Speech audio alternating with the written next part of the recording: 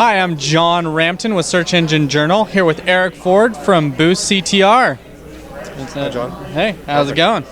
Great having you on today. So today, tell us a little bit about what you're working on, what you do, and about BoostCTR. Great, sure. So I'm the head of marketing at BoostCTR, and really excited because the focus of Boost is essentially to focus on a massive opportunity that a lot of advertisers aren't focusing on in online advertising right now. Yeah. And that's the creative side of things. So, you know, it's really funny because if you take a look at advertising or marketing, going back to the 50s and Madison Avenue, it was all about the creative, right? Oh, yeah. The storytelling. 100%. Mad Men has been big over the last couple years, that type of thing. You know, and Don Draper tells, you know, in Mad Men, one of his most famous quotes is, advertising is all about happiness. And so, you know, that happiness and that messaging to connect with your consumer has, you know, all but been lost over the last 2 decades. Mm-hmm. And the reason for that is because essentially we only had panels and audiences to work with from, you know, the 50s through the 90s. Yeah. And then in the 90s, all of a sudden we had metrics, we had analytics.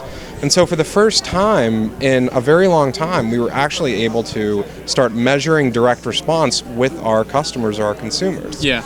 And so, you know, what happened was there was this complete reorientation of focusing on those metrics. And people became smitten with this. They got smitten with the data, right? And so there's been this rise of the quants, there's been a rise of analytics, and there's been an emergence of excellent platforms out there that help you buy and optimize your campaigns. Yeah. But those are all machine-based and those are software. And while software is fantastic, we bring the human element back into the picture. So while optimization today has focused on, you know, bidding, keywords, targeting, that type of thing, you know, we focus on the creative side. And what we've seen is once you've optimized your campaigns with these other platforms and you've gotten the most out of it from a bidding and targeting perspective, the messaging is so deficient because a lot of people haven't pulled that creative lever and built out, you know, unique creatives at scale for their campaigns. Yeah. And so we're seeing, you know, incredible lifts, 10, 20, 30% lifts in, you know, advertisers' kind of targeted objectives and metrics because they're just producing more relevant creative to their customers. Yeah. So essentially what you guys do is you pull in all the creatives and test those out. You're constantly testing every creative out there. I find that people are always saying, oh, let's get into this deep targeting and target this, target that, but they're not, we just forget about that. It's like, we'll test 2 ads and we call it good for the rest of our life. Same with the landing page. We'll test 1 or 2 landing pages and we're good forever.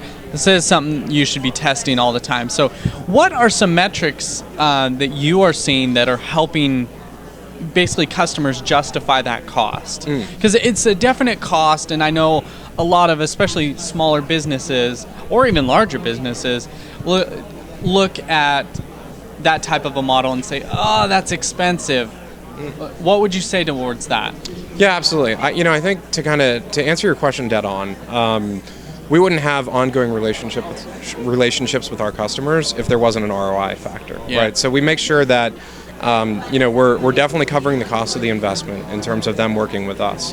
So, you know, advertisers come to us, and if they're on the direct response side, they're very CPA oriented, right? And so it's very acquisition focused, and so driving down those acquisition costs and then taking a look at the revenue numbers that come out of those acquisition costs and making sure that those revenue numbers exceed what they're investing with us in our platform is the name of the game. And so, you know, realistically, we have an 80 to 100% conversion rate from a pilot or trial customer to a full-on customer quarter by quarter. And so, you know, to me, that definitely speaks to the fact that these customers are very satisfied with the investment that they're making, and clearly it's not a sunk cost. It's not just testing in something that's really boring and you know, something obligatory to do.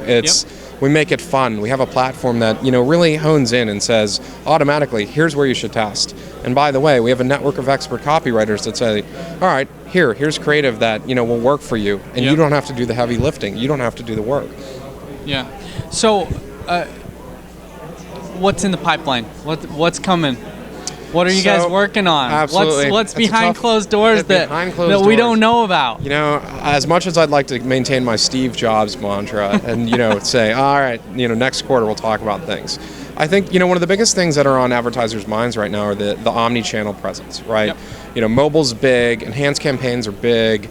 Everyone's focusing on, really, not just attribution anymore. I feel like that's been the big buzzword and focus for the last couple of years. Yeah. But now, really connecting and tying that customer end to end across their entire journey, their path to purchase. And so what we're focusing on is instead of the attribution side and where all the machine platforms really excel, is focusing on that centralized hub of creative. And so to me, it's if we offer creative intelligence, if we put creative out there on search or display or social, and we find what resonates with these audiences, we take those learnings back, we give them to our customers, and we say, hey, let's take what we've learned and proliferate this across all of your channels so that it really resonates and you have a consistent message across the board. And by the way, that message is optimized now. So that's really, really huge in terms of both the focus in the advertising world as well as something that our customers are absolutely loving that we're producing. Yeah. All right. Well, thank you very much for your time. Again, John Rampton here with Erik Ford from BoostCTR. If you guys have any questions, comments, concerns, anything, leave them in the comments below. Also, if you guys have different suggestions that things that BoostCTR could build, leave them in the comments below because they do pay attention to this and we can all learn from it. So thanks for watching. Thank you.